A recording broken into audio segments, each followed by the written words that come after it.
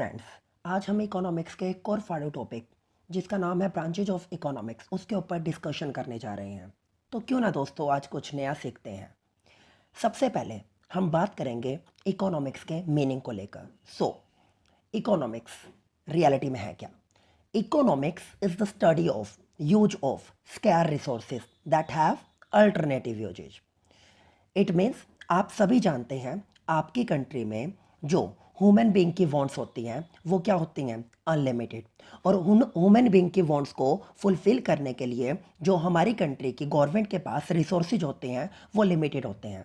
तो किसी भी कंट्री की सेंट्रल गवर्नमेंट को ये डिसाइड करना होता है कि किस तरह वो अपनी कंट्री में मिलने वाले स्केयर और लिमिटेड रिसोर्सेज को प्रॉपर मैनर में यूटिलाइजेशन करते हुए उस कंट्री की सभी ह्यूमन बीइंग की अनलिमिटेड वांट्स को पूरा करने वाली है। तो इकोनॉमिक्स जर्नली किसी भी कंट्री की लिमिटेड रिसोर्सेज की प्रॉपर यूटिलाइजेशन को लेके स्टडी का प्रॉपर यूटिलाइजेशन है। मैं बात करूंगा इकोनॉमिक्स के ब्रांचेज को लेके। इकोनॉमिक्स की जर्नली दो ब्रांच होती हैं। First one is micro economics and second one is macro economics.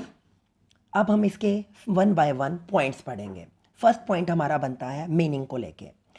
Micro economics refers to that branch of economics we study individual unit like individual consumer behaviour, individual firm attitude, individual product demand and individual product supply और individual product cost. It means in short में क्या कहना चाहता हूँ, micro economics में वोल economy में जितनी भी ह्यूमन बीइंग होती है हर ह्यूमन बीइंग की इंडिविजुअल लेवल पर स्टडी की जाती है, वट एवर वो आर्टिफिशियल पर्सन हो या वो आपका नेचुरल पर्सन हो।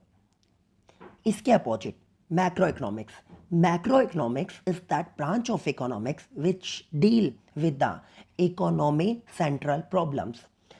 आपकी इकोनॉमी से रिलेटेड जो सभी के सभी इकोनॉमिक और सेंट्रल प्रॉब्लम्स होती हैं जो पूरी इकोनॉमी की हर ह्यूमन बीइंग से रिलेटेड होती है उसकी स्टडी करवाने का काम कौन करती है? Macro economics. मैक्रो इकोनॉमिक्स में जर्नली आपकी कंट्री की सभी आपकी सेंट्रल प्रॉब्लम्स को कंसीडर किया जाता है, like national income, like inflation, like GDP की ग्रोथ और लाइक बैलेंस ऑफ पेमेंट। ये आपके वो मेन कंपोनेंट्स होते हैं जिनकी स्टडी आपकी मैक्रो इकोनॉमिक्स करवाती है। अब नेक्स्ट वन, अब हम बात करेंगे सेकंड पॉइंट में डिराइव्ड का मतलब होता है उद्गम स्थल। इसको माइक्रो और मैक्रो वर्ड्स जो आप इकोनॉमिक्स में ब्रांचेज को लेके बार बार यूटिलाइज कर रहे हो, इनका यूज करने लग रहे हो, इनको कहाँ से लिया गया? माइक्रो और मैक्रो वर्ड्स फ्रेंड्स दोनों ही वर्ड्स ग्रीक लैंग्वेज से लिए गए हैं। माइक्रो वर्ड्स को ग्रीक लैंग्वेज के माइक्रोस से लिया गया है जिसका बेसिकली मीनिंग क्या होता है? स्मॉल, छोटा। और इसके अपोजिट मैक्रो वर्ड को भी ग्रीक लैंग्वेज के मैक्रोस से लिया गया है जिसका मीनिंग क्या होता है? लार्ज। ये बात थी इसके डिराइव्ड, इसके उद्गम स्थल को लेके। अब हम बात करते हैं स्कोप की, इंपॉर्टेंस की। तो आपकी माइक्रो इकोनॉमिक्स में आप जनरली इंडिविजुअल यूनिट्स को लेके स्टडी करवाते हो तो इसका एरिया इसीलिए स्मॉल कहा जाता है। बट मैक्रो इकोनॉमिक्स में आप होल इकोनॉमी के सेंट्रल प्रॉब्लम्स को कंसीडर करने जा रहे हैं तो उसका एरिया वाइड होता है, लार्ज होता है in compare of micro economics. Fourth one, assumption.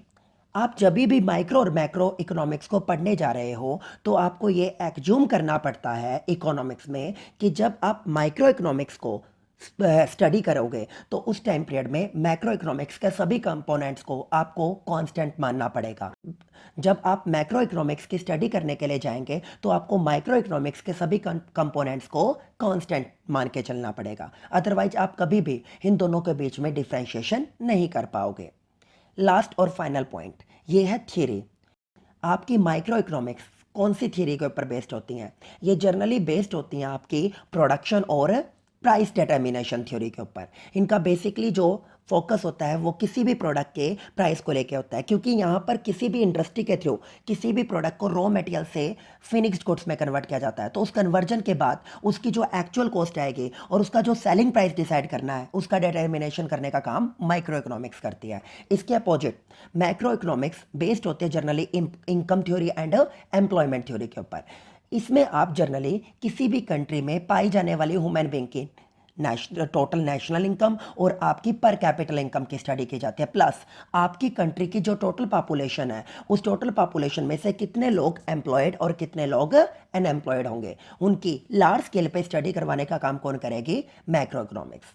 तो बेसिकली आपको माइक्रो और मैक्रो दोनों वर्ड्स के बारे में इस वीडियो में अच्छी तरह समझ में आया होगा। होप सो अब आपको फ्यूचर में माइक्रो और मैक्रो दोनों वर्ड्स को लेके किसी तरह का कोई भी डाउट नहीं रहेगा। Thank you so much.